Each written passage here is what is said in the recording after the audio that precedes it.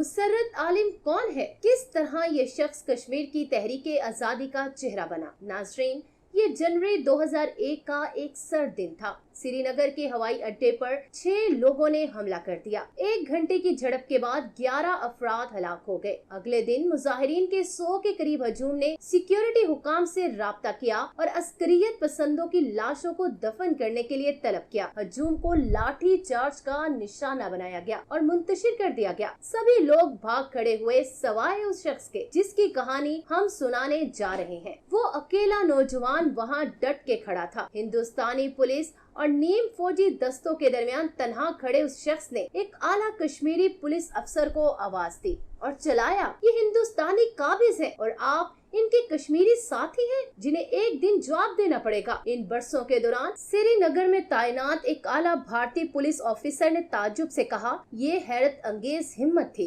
आने वाले कई दिनों तक पुलिस ने इस शख्स की गिरफ्तारी से इनकार किया। हुर्रियत कॉन्फ्रेंस ने एक प्रेस कॉन्फ्रेंस करते हुए हुकूमत से मुतालबा किया कि वो इसका ठिकाना जाहिर करे। दबाव में आकर हुकाम ने गिरफ्तारी का एतराफ किया। इस शख्स को श्रीनगर में कश्मीर के बदनाम जमाना तफ्तीशी मराकज में रखा गया था। ये पहला मौका नहीं था जब आलिम जेल में था। दर हकीकत इसने पिछली दहाई का बेशतर हिस्सा वहीं गुजारा था, लेकिन जनवरी के इस वाक़े के बाद मुसर्रत आलम पर एक खसूसी दस्तावेज हिंदुस्तान की इंटेलिजेंस एस्टेब्लिशमेंट के आला तरीन ओहदेदारों को भेजी गई थी, जिसमें कहा गया था कि वो कश्मीर में नई दिल्ली के लिए आने वाली परेशानी का एक बड़ा जरिया होगा। नाज़रीन, 1990 में मुसर्रत आलम ने हिजबुल्लाह नामी एक ग्रुप में शमूलियत इख्तियार की, जिसके 2 माह बाद मुसर्रत आलम को पहली बार गिरफ्तार किया गया। आलम ने अपनी ग्रेजुएशन मुकम्मल की और 1997 में सरकारी मुलाजमत इख्तियार की। इस ओहदे पर वो तकरीबन 8 माह तक रहे। इस अरसे के दौरान उसे अखवान यानी हुकूमत की सरपरस्ती में बनी दहशतगर्द मलेशिया ने अगवा किया और शदीद तशद्दुद का निशाना बनाया। महीनों माजूर रहने के बाद इसने अपनी नौकरी छोड़ दी। अगले साल उन्होंने मुस्लिम लीग में शमूलियत इख्तियार की, जो एक पाकिस्तान नवाज सियासी ग्रुप था। 2003 में मुसर्रत आलम ने जेल से बाहर निकलकर कश्मीर की आजादी के लिए हुर्रियत के डामाडोल मौक़िफ़ पर कड़ी तनकीद की। उन्होंने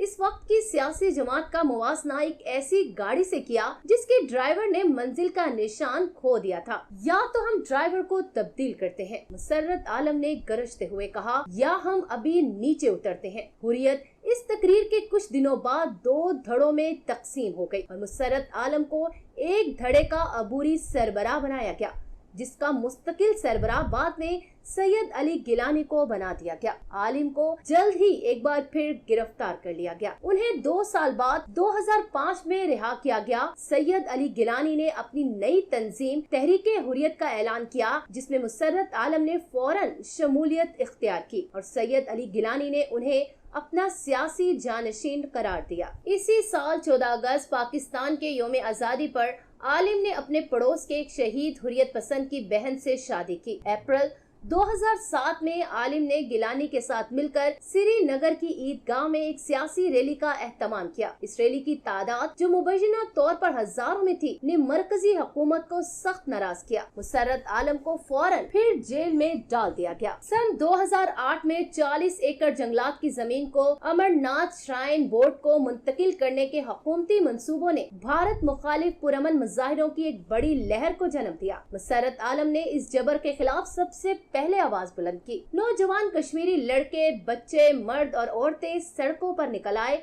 और भारतीय अफवाज पर संगबारी शुरू हो गई। काबिज अफवाज ने पत्थर का जवाब गोली से दिया। 60 नौजवान शहीद कर दिए गए। मुसर्रत आलम को फिर जेल जाना पड़ा, लेकिन भारतीय हुकूमत झुकने पर मजबूर हो गई। जमीन की मुंतकली का हुक्म मनसूख हो चुका था। 2 साल बाद जून 2010 में आलिम जमानत पर रिहा हुआ। जिला कुपवाड़ा में भारतीय फौज की जानिब से 3 शहरियों को कत्ल करने और उन्हें दहशत गर्द करार देकर उनकी हलाकत की खबरों पर पहले ही पूरे कश्मीर में गुस्सा फैल रहा था। भारतीय हुकूमत ने फौरन अली गिलानी को गिरफ्तार कर लिया। अब तहरीक की क़ियादत मुसर्रत के हाथ में थी। आलिम ने कश्मीरियों से कहा कि राशन और अद्वियात का जखीरा करें और एक अहम ऐलान के लिए तैयार हो जाए। 2 दिन बाद उसने कश्मीर छोड़ो तहरीक का ऐलान किया। इस कॉल पर अवाम ने लब्बैक कहा और सारे कश्मीर में काबिज अफवाज का घेरा तंग हो गया। अगले 3 माह तक तहरीक अपने अरूज पर रही, जिसे कश्मीरी इंतफाजा कहते हैं। 120 से ज्यादा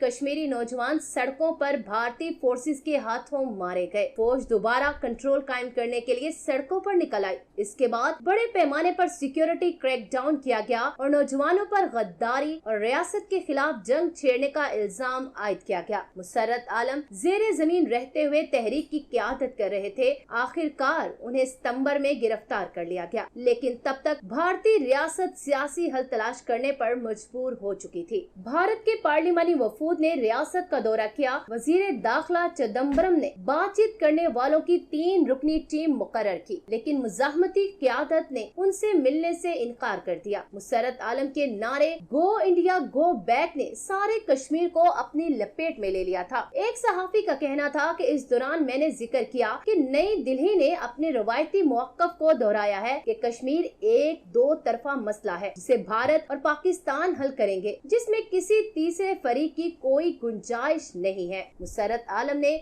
बिना हिचकिचाए फौरन जवाब दिया कि कश्मीर में जो कुछ आप देख रहे हैं वो भारत का गासबाना कब्जा है और कब्जे कभी हल नहीं होते, कब्जे खत्म होते हैं। भारत को वापस जाना चाहिए, बस यही इस मसले का वाहिद हल है। नाज़रीन, मुसर्रत आलम के इस वाज़िया और अटूट मौक़िफ़ ने उन्हें कश्मीरियों की नजर में वो मुकाम दे दिया जो इससे पहले सिर्फ अली गिलानी को हासिल था। कश्मीरी ये समझते हैं कि मुसर्रत कभी भारत सरकार से समझौता नहीं करेंगे।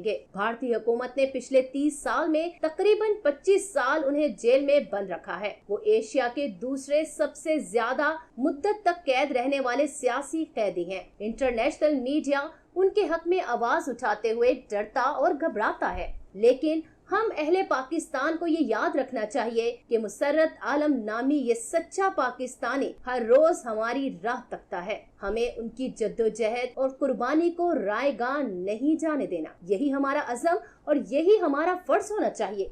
कश्मीर जिंदाबाद, पाकिस्तान पाइंदाबाद।